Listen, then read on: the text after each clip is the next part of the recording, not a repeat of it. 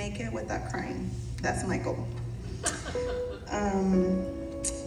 So I was asked to talk about the influence of discipline and love, but as a mom, you have no choice but to discipline because you're raising a kid. But if you do it with love, disciplining comes easy, right? Because you love your child and you want your child to be the best version of themselves that they can. So growing up, we had this book. It's called I Love You Forever. And we had 4 or 5 of them. I had a special needs sister that passed, and she loved books, but she loved ripping them. And so my mom would keep buying the same book over and over because she read it to us so much. And now that I have my own children, it makes so much sense. And I'm not gonna read the book, but it's a long book.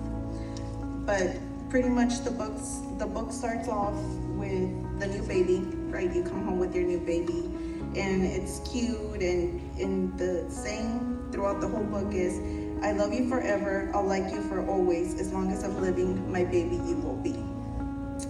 And then the story continues when the baby turns 2, and your stuff goes everywhere, everything goes down the toilet, and you're going through it. And then it continues when the baby's asleep. The mom goes into the room and she says, I love you forever, I like you for always, as long as I'm living, my baby you will be.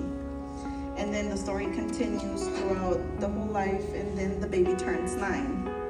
And you really want to sell them to the zoo because at this point, they're acting like little animals. And the mom, when the baby's really asleep, goes into the room and continues to sing, I love you forever, I like you for always, as long as I'm living, my baby you will be. The story continues to their teenagers, and you don't understand what's going on with their outfits or what they're saying or the sling that's happening in that time. And then when the baby's really asleep, your baby really never stops being your baby. And the song continues, I'll love you forever, I'll like you for always, as long as I'm living, my baby you'll be. And the story continues, and the man grows up, he gets a house, and he moves out. Of course, this is metaphor because no one's gonna go in the car through a ladder to get that big old boy and come rock him at night. But she will still sing for him, I love you forever, I like you for always, as long as I'm living, my baby you'll be. Because your baby never stops being a baby, even if he's old and grown and out of the house. And so the mom got really old because as life goes, the cycle of life, right? We grow old and we have to see our parents go. And the mom tried to sing the song for the boy. She calls him and she tells him, like, I'm very sick, come and see me. And she tries to sing the song one last time to him, and she can't finish it. So she says, I love you forever, I like you for always.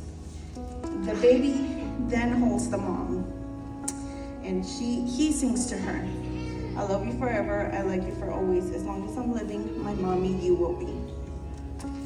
So he goes home, and he is at the top of the staircase, and he's just thinking about what just happened. So then he goes into the room, he holds his daughter, and he sings to her, I love you forever, I like you for always, as long as I'm living, my baby you will be. So the pattern continues. My mom showed us through love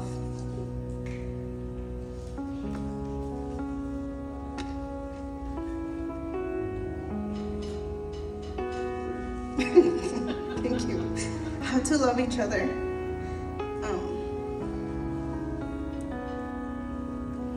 Of course, cycle of life. The parents go first. In this case, I had to see her, of course, lose her mom, but lose her daughter.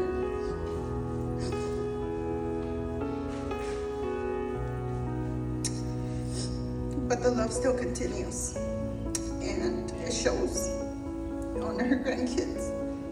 Our village, I have beautiful moms like my aunt, that shows me